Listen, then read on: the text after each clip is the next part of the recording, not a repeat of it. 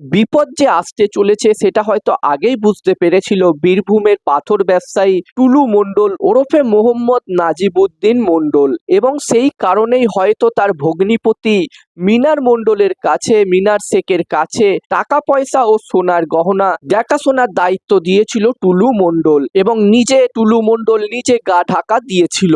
মনে করা হচ্ছে টুলু মণ্ডল দেশে নয় বিদেশে গা ঢাকা দিয়েছে, এবং সেই বিষয়ে জানার জন্যেই মিনার মণ্ডলকে ৮ দিনের জন্য পুলিশ হেফাজতে নিয়েছে। প্রায় ১৯ ঘন্টা তল্লাশি চালানো হয় মিনার শেখের বাড়িতে, এবং তাতেই প্রায় ২৮ কোটি টাকা এবং ১৫ কেজি সোনা উদ্ধার হয় তার বাড়ি থেকে, এবং তারপরেই গ্রেপ্তার করা হয় মিনার শেখকে।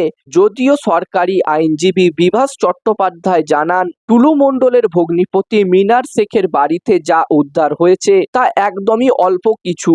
সরকারি আইনজীবী জানান, মিনার মণ্ডলের বাড়ি থেকে যে সোনা পাওয়া গেছে সেই সোনা হয়তো দুবাই কিংবা সুইজারল্যান্ড থেকে সিউড়িতে আনা হতে পারে। এই সোনা পাচারের সোনা হতে পারে বলে মনে করছেন তদন্তকারীরা।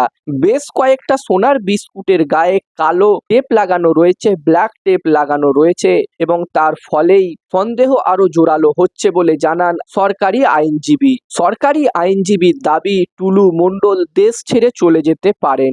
গত ২৩শে মের পর থেকে টুলু মণ্ডলের আর কোনো খোঁজ খবর পাওয়া যায়নি। টুলু মণ্ডল কোথায় গিয়েছেন কেউই জানেন না। এখন দেখার বিষয় থাকবে মিনার শেখকে জিজ্ঞাসাবাদ করে এখানে পুলিশ কিছু তথ্য উদ্ধার করতে পারে কিনা। তৃণমূল আমলেও একবার টুলু মণ্ডলের বাড়িতে ইডি হানা দিয়েছিল, যদিও তখন বিশেষ কিছু উদ্ধার করতে পারেনি ইডি, এবং ওই সময় পুলিশ টুলু মণ্ডলকে গ্রেপ্তারও করেছিল। তার বিরুদ্ধে একটি খুনের মামলা ছিল, যদিও ১ মাস পরেই জামিন পেয়ে যায় টুলু মণ্ডল, এবং পরে জানা যায় সিবিআই ও ইডির হাত থেকে, ইডির গ্রেপ্তারির হাত থেকে বাঁচানোর জন্যই তাকে পুলিশ গ্রেপ্তার করেছিল।